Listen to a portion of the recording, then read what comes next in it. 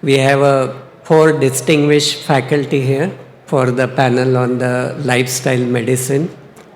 As you see, the lifestyle medicine is also a new branch of medicine which deals with every aspect of life from morning till the evening time.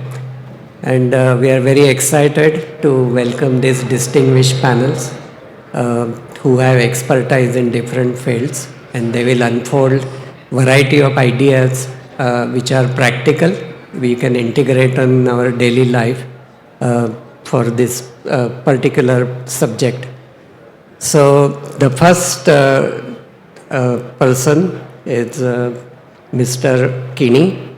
So Mr. Naren Kini is the co-founder and CEO of the Global Technology Incorporation, a company which is focused on the real-time analytics. He has over 20 years of experience in leadership role across various technology companies, and he is also a dedicated volunteer and trainer at the Heartfulness Institute, which is a non-profit organization offering meditation techniques in over 160 countries. He is also known to introduction to the 5C framework. The words are contentment, clarity, calm, courage, and compassion. To integrate heartfulness meditation into organized settings. Additionally, Kini is also a very prolific artist whose work is auctioned at various charitable causes. His expertise also spans into business leadership, meditation practices, artistic endeavors, and demonstrating a multifaceted approach to the personal and professional development. So that's Mr. Kini. The second panelist is Dr. Jayarajan. Dr. Jayarajan is an Ayurvedic scholar and clinician with over 20 years of experience in India and also in US. He is also serving as the CEO and Director of Academic Programs and Wellness Services at Kerala Ayurveda, USA, which is located in Bay Area. He is also lead faculty member and chief consultant focusing on personalized Ayurvedic treatment protocols, member of the National Ayurvedic Medical Association and the California Association of Ayurvedic Medicine. Dr. Jayarajan is dedicated to integrating individual Ayurveda practices with modern health concepts. He is also involved in research exploring the links between Ayurveda healing and epigenetics. He is also known for his compassionate approach to teachings and also healing practices. So welcome. Now the third panelist is Dr. Anupama. She is a highly accomplished Ayurvedic physician with over 25 years of experience in Telangana and Andhra Pradesh. She is also a gold medalist in Ayurveda, and she has worked as a senior research fellow at NIMH and also earned her PhD fellowship. Dr. Anupama specializes in leading various disorders, including gynecological, musculoskeletal, respiratory and skin conditions, as well as managing metabolic disorders. She is skilled into Panchakarma and Kerala treatments and also offers cosmetic remedies. Dr. Anupama uses her holistic hospital in Hyderabad and consults also for Snigdha Ayurvedic hospitals in various locations.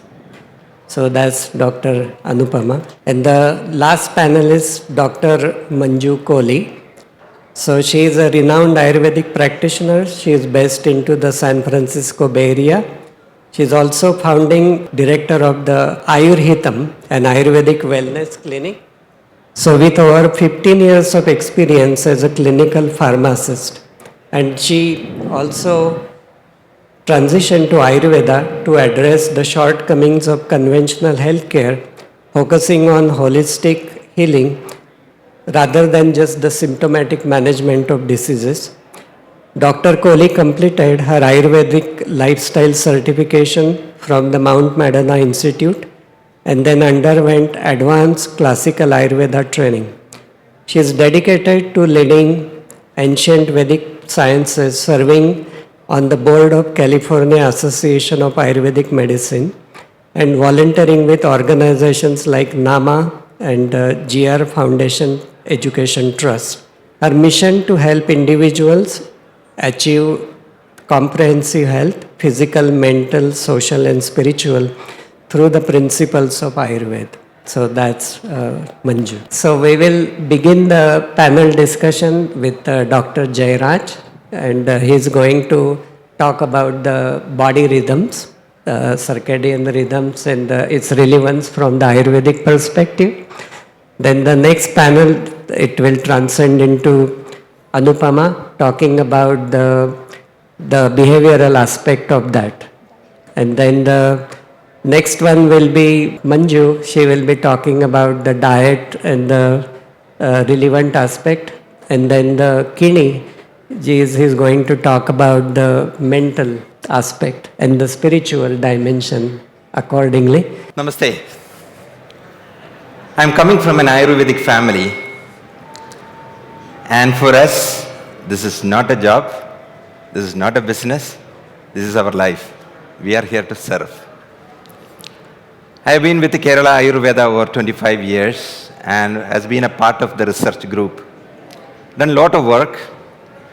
The main work what I led was the metabolic syndrome work, where our clinical studies were in Banaras Hindu University. Our toxicity and other studies happened in California. And we got a US patent also for that last year. The patent was not to hold the commercial interest, but to prove that this ancient science also can prove using the modern tools. The entire Ayurveda works on the premises of epigenetics. That means your ability to down-regulate your disease tendencies and your ability to up-regulate your healing tendencies. The whole Ayurvedic system. And Ayurveda, if you look at it, even the name Ayurveda, what is that? The true knowledge about life. That means it is the lifestyle medicine. It says, what are the possible reasons for you to get into imbalances or disorders, and how you can take charge of your health and heal that. So the first clinical principle in Ayurveda is, while all the diseases happens in our body and in the mind, all the systems to help us heal from these problems are also working inside our body. Digestion is inside us, metabolism is inside us, hormones are inside us, immune system is inside us, all the healing mechanisms are within us. So who is the real healer? The individual is the healer. It's an empowering science. That also tells that means you have an opportunity to take charge of your health, because the disease, a good number of or a major number of disorders are due to your own deviation from what you are supposed to do, what you are supposed to eat, how you are supposed to think.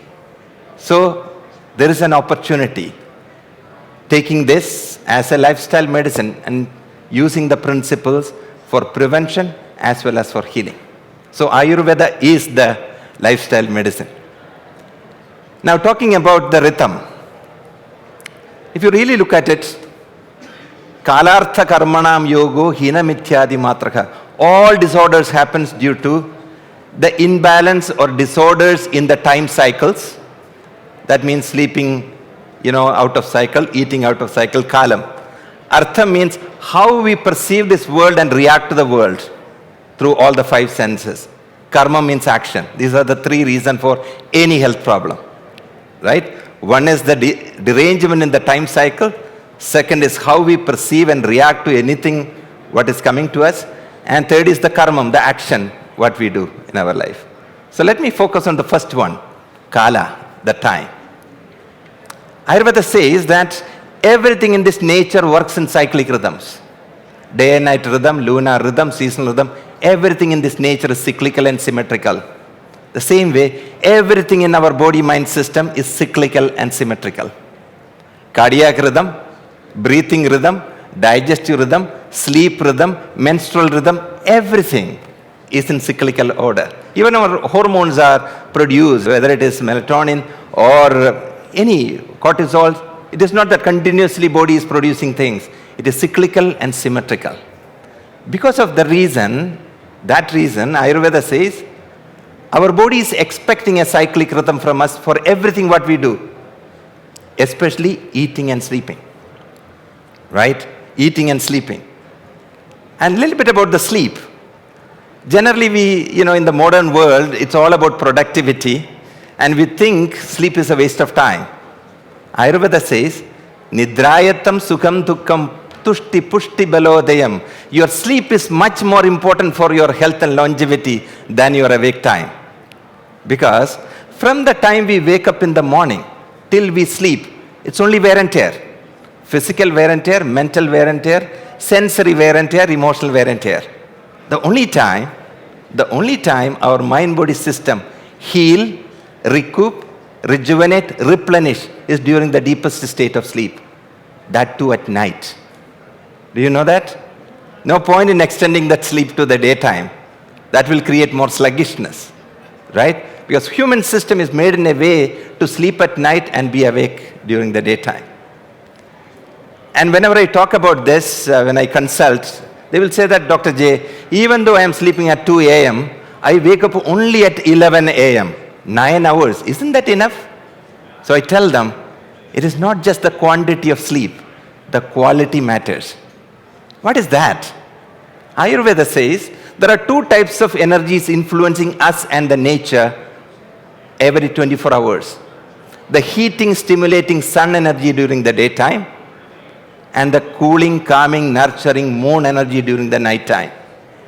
The benefit of sleep, what you can get by sleeping during the moon hours, you cannot get it by sleeping during the sun hours.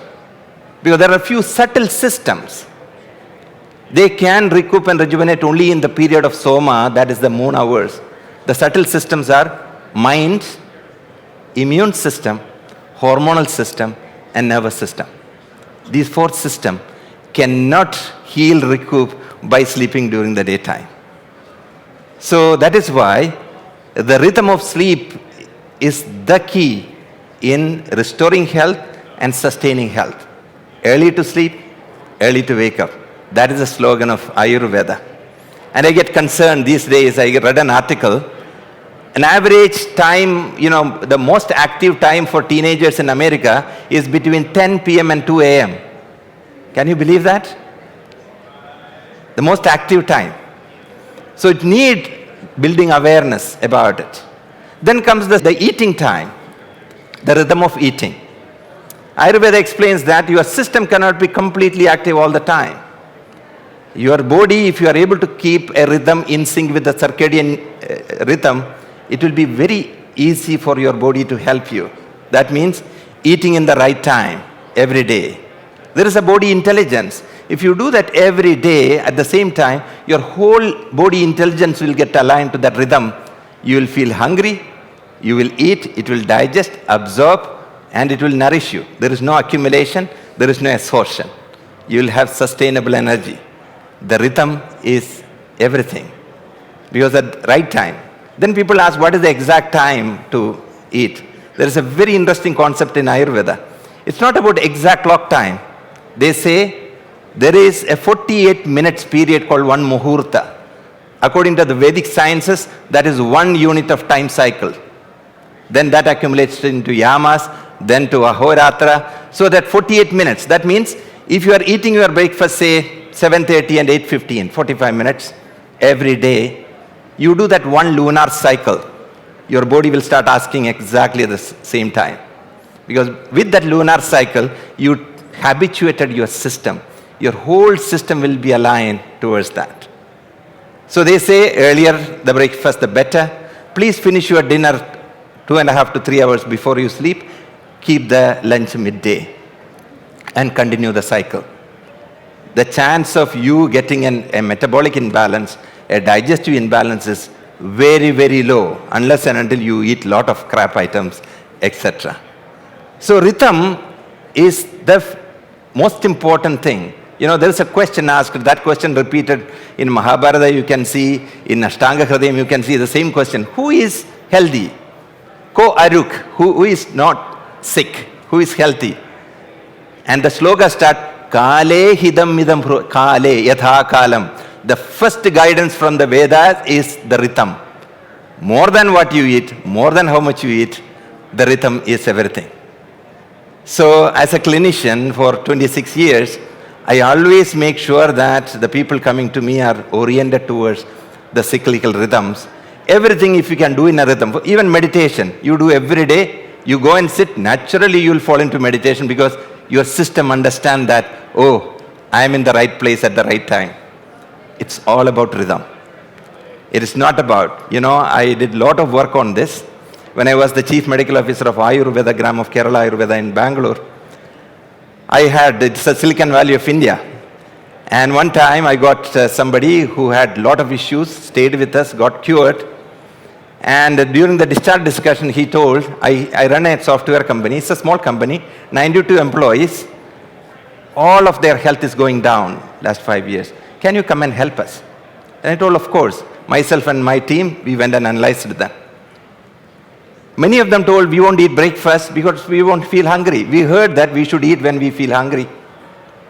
Some told, from school time itself, we don't take breakfast. We are not used to it. So I told them, I want all of you to eat your breakfast between 7:30 and 8 for next 1 month. Then let us see. And all of them really we never knew that. Everybody felt like eating after 1 month at the same time. So I told them, if you don't feel hungry, eat little bit. If you feel hungry, eat moderately. So there is an opportunity for us to retune our system the way we want. That is a good thing about our body system. As long as you are convinced, you know how important it is, you are ready, we can transform our body the way we want. We should know it is how important it is. We should have the conviction and we need to continue.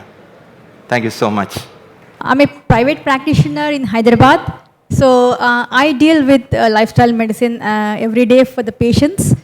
Lifestyle medicine is a new word nowadays for everyone, but Ayurveda itself is a lifestyle medicine. It's been happening since ancient period. Lifestyle medicine already told in Ayurveda, as Jayarajan also said the same thing. So we have basic principles in Ayurveda. Those tell us the lifestyle, how is our lifestyle is. So Ayurveda is a science of life, as you know. And the main aim of Ayurveda is swasthasya swasthya rakshanam aturasya vikara prashamanam. So we have to keep our healthiness of a healthy person, cure the diseases. For this, they gave some principles. In this, the main principle starts with Traya Upastamba, 3 pillars of our life. Aharam, Nidra, Brahmacharyam. Diet, sleep, and physical activities. So the first thing today I'm going to talk about is the food. So food, diet is a main, the Mahabheshajam. It is called Mahabheshajam. It is a superior medicine above all. So when the food is right, there is no use of medicine. When the food is wrong, there is no use of medicine, won't work.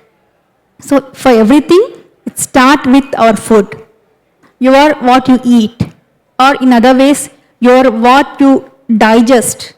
So we start anything as a disease to assess the patient, we start with digestion power. This Agni, it is called Agni in Ayurveda. So we start to assess the Agni. So how is his Agni? So that is also based on the body constitution of the patient.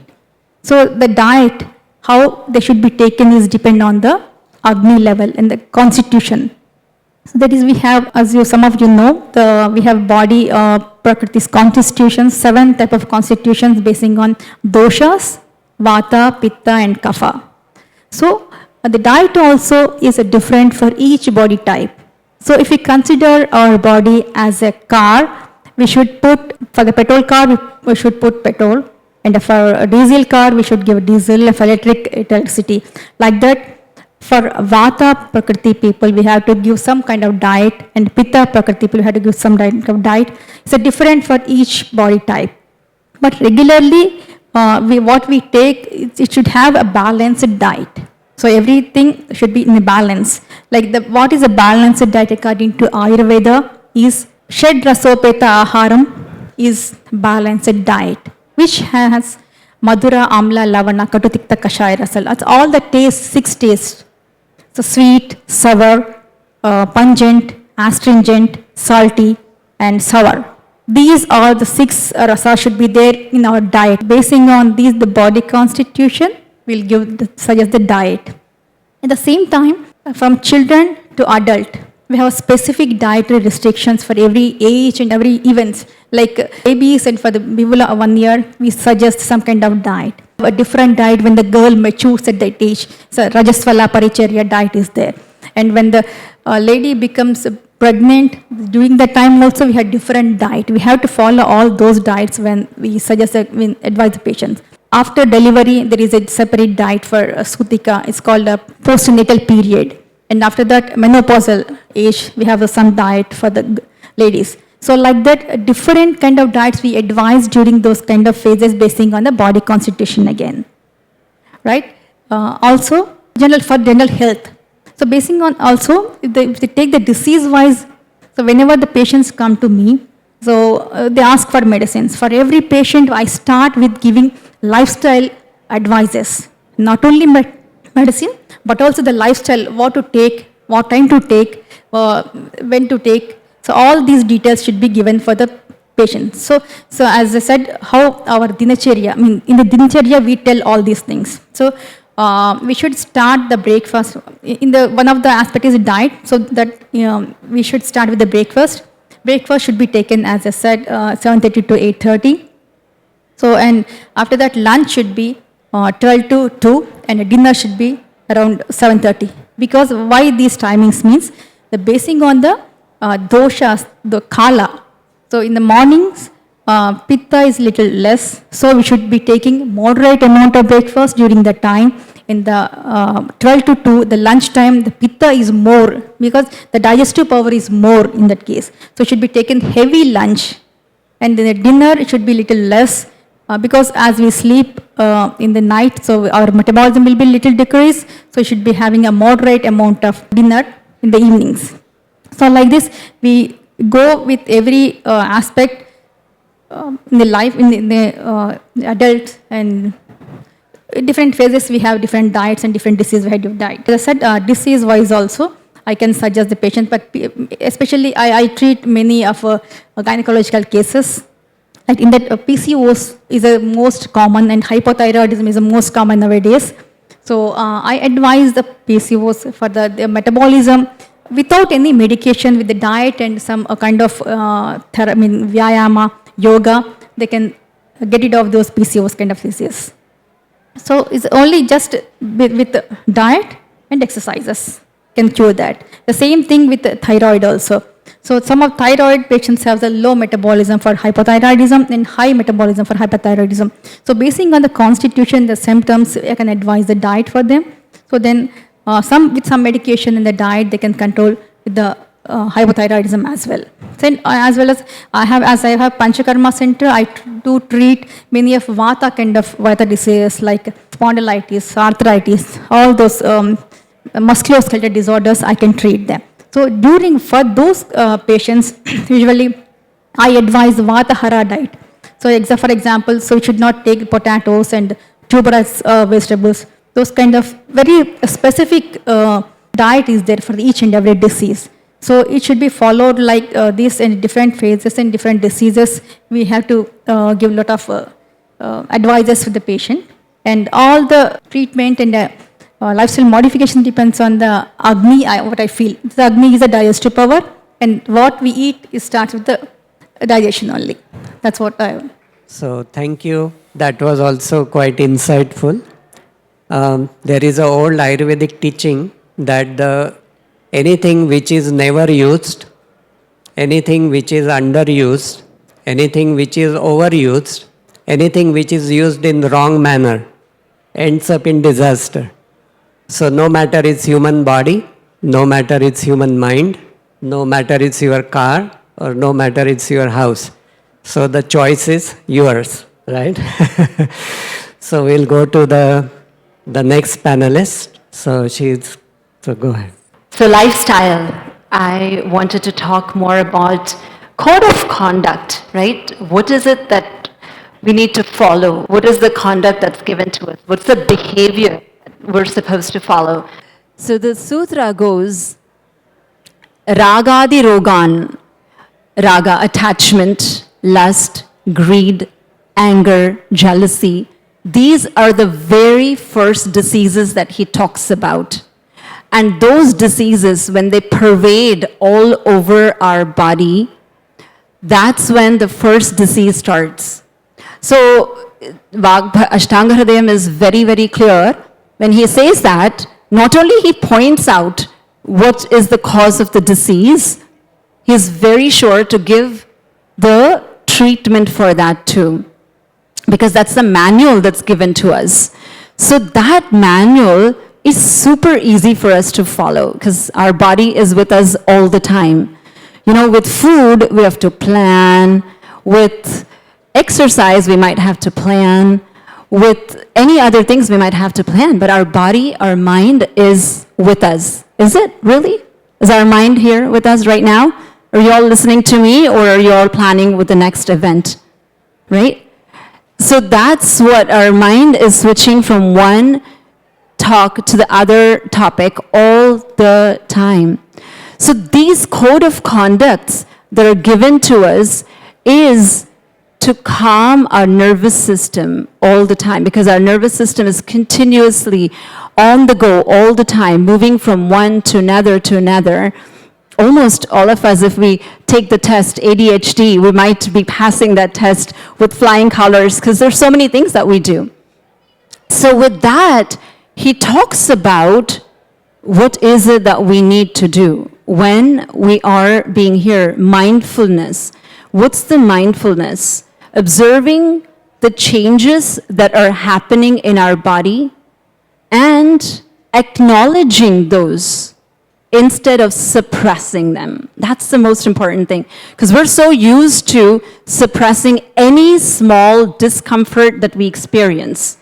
Be it anger, be it jealousy, be it greed, be it palpitations like I'm having right now while I'm talking right in front of you, right? Acknowledge all of it. And once you acknowledge it, then we can go towards what is the treatment? What is it that we need to do to overcome that? We're in a conference all day, listening to so many people, going to so many booths, understanding so many things. That also activates our nervous system. So calming things like meditation is the number one thing that he's done. Of course, who's going to sit down for 20 minutes and meditate twice a day? That's the most important formula. But just being mindful. I mean, right now, if you're just listening to me and not thinking about anything else, that itself is mindfulness. Acknowledging whatever is happening is mindfulness. And then we can go to the next level of meditation and observing your breath. That's the next level. And he also talks about, I call him he, because he's like my friend, right? That's what we practice with the lifestyle every time. He also talks about how we need to talk, who we need to talk to. All of that is beautifully given in lifestyle. Now, what are a few things that he has mentioned for calming our nervous system? Observing our breath all the time and regulating it. Like before you go to bed, take few deep breaths up and down 20 times. That itself calms your nervous system, number one. Number two, calming music is another thing that you can do. Number three is doing meditation. Close your eyes and observe all the thoughts that are going through. These are all the things that can be done. And if you have to practice things, then practicing Abhyanga is applying oil on your body, full body oil massages to calm yourself down, is the calming nervous system, right? So these are all the code of conducts. And again, in the code of conducts that Dr. Jay was mentioning earlier, hitam and mitam with the ahara. What are you eating? And eating mindfully. When you eat, the thoughts that are going through in your mind are going to be digesting with the food that you eat. And remember, whatever you eat is becoming your tissue in about 7 days, 2 weeks, or 3 weeks. So would you want your tissues to be made up of anger, jealousy, lust, greed kind of thoughts? Or would you want them to be with happy thoughts? So you want to make sure that you're very mindful when you're eating and not watching something or scrolling something on your social media while you're eating. This is super easy, isn't it? Yeah? Easy? No? Difficult? So all of you are going to be following not watching anything while you're eating, right? That tan mana bhunjita is what Ayurveda says. So these are the easiest things that can be followed without having to actually follow other protocols. These are the easier things. And then you'll be surprised that with these small yet effective principles and changes are easier to implement, and then you get the freedom of, I am in charge of health. I don't have to give my health. I don't have to put anybody else in charge of my health, because I know what dis-ease or what discomfort I'm feeling today, and I know what I'm going to do to overcome that discomfort, right? So being mindful is the biggest mantra that we spoke about today. We as a body right now, this physical body, is the Annamaya Kosha is what Ayurveda talks about. Beneath that layer is the Pranamaya Kosha, the breath. It is subtle, yet you can feel the breath. Beneath that is your Manomaya Kosha, that's the mind. The mind which is governing us, yet we're not able to feel it. Whatever happens there, you cannot go there, mind stop it, mind stop it. What happens? It aggravates even more. Stop thinking, you'll be thinking even more. The easiest link between these two is the Pranamaya Kosha, is the breath. That breath is the link, because you've always seen, you think about coming onto the stage, talking in front of 10,000 people, your breath starts increasing. And the same thing happens when you watch a beautiful sunset, you take a big breath. So you're able to regulate your breath according to what's happening in your mind. The opposite thing is also possible. So that's what we also teach in the lifestyle medicine. According to lifestyle medicine, alter your breath, the prana yama. Alter that so that that pranamaya kosha is going to then address all of those ragadi rogan, all of the greed, jealousy, lust, all of those negative emotions that we carry in the mind are going to be addressed by just following this breath. So I just wanted to address that code of conduct, which is easy for us to practice. I hope that at least one of you is able to practice this mindfulness going forward. Thank you so much for listening. You know, you are what you eat. And so I made up a story. It's actually based on real experience. So the man from Silicon Valley went to the god, and the food was very upset. So the food was complaining to the god, the man is preserving me, canning me, frying me, all kind of things. God reminded the food that if you don't eat the right food, the food will eat you. So that's what is happening. So the most of the problems what we encounter, they are essentially based on the wrong food choices, not eating into the proper rhythm, not taking the good rest, and also mental imbalance. So when you don't feel happy or yourself, you either stop eating or you overeat, right? That's the common reaction. So we have a wonderful expert with us, Kini ji. He is going to talk about little bit mind-body aspect. So before he begins, I will introduce one more thing that I always use this word, forgive me. The Silicon Valley man went to God and he said, I have everything, but one thing is missing. That is the patience. but give it to me now. Kini ji is going to awaken us to the now is the present. Right? So please go ahead. Thank you for the opportunity. If you really listen to all the doctors, I'm the non-doctor on stage here, so bear with me. There's a consistent approach. Number one, the cause of all ailments is within us. The cure of all ailments is within us. If I were to use the word balance, what is the first picture that comes to your mind? Balance. Juggling artist, trapeze artist, tightrope walker. Yet, in the modern day in and day out, we use the term work-life balance. Have you ever tried balancing something as mundane as a ball or a stick? Here we are thinking of balancing work and life. No wonder we are like the hamster in the wheel, right? Instead, I want to introduce a new concept which we have to have ingrained in our mind, which is integrated lifestyle. How many of us are purists who, while at work, do not think of home?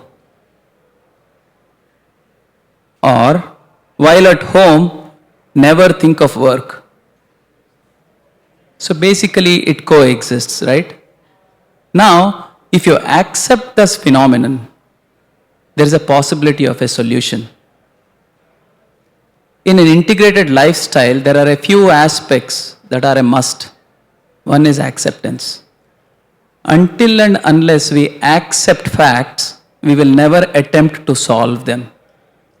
Anything. It could be a scientific inquiry or a hypothesis or a simple mathematical problem. Everything starts with acceptance, right? The second aspect of it is all the basic elements of life are within us, the Panchabhutas as we say, right? Now it is nothing but a microcosm of the whole ecosystem. If that is the case, why don't we pay a little more attention to this whole concept of spirituality? Way back when Copernicus tried to find what he called a discovery, they had to go to the church to get an endorsement. Only when the Pope said, yes, the world is round, they accepted. Guess where we are today? Wisdom tells us the world is round. Ayurveda is the best thing for you. Yoga and meditation will find solutions to most problems. And the current generation says, where is the scientific evidence? In the struggle to become intellectuals and to become analytical, we have forgotten how worthy is wisdom. How do we transition from knowledge to wisdom? Only through experience. How do we get to experience something? By practicing. What do we practice? We practice Brahma Vidya. Then what is my investment? My investment is the discipline to practice. That's all it takes to lead an integrated lifestyle. So how the lifestyle became so important. So in London, there was a study done with the double-decker bus. So the drivers were getting severe heart disease, but the conductors were very hale and hearty. So they researched and they found the driver is driving few hours a day, no interaction, but the conductor is having lot of social interaction and having good time in the up and down. So there is an old logic that the human body is built for movement and the human mind is built for stillness. So we do opposite. Our body sits in front of the screen 9 hours and our mind is spinning 1000 miles per hour. So that dissociation creates the bigger problem. So now to address that, you got all the wonderful kind of database of information to at least think little bit different. And it starts with how you wake up in the morning till how you go to the bed. And then there are a lot of studies. So the studies like what time you do exercise. So if you do the exercise like Zumba class at the evening time, you actually become more prone to heart disease because heart is a muscle and it needs rest. So when we sleep, the heart muscle is also resting that particular time. So a lot of these things we didn't know like 5 years ago, 6 years ago, but there are a lot of interesting new studies popping up every day. So thanks for your active participation.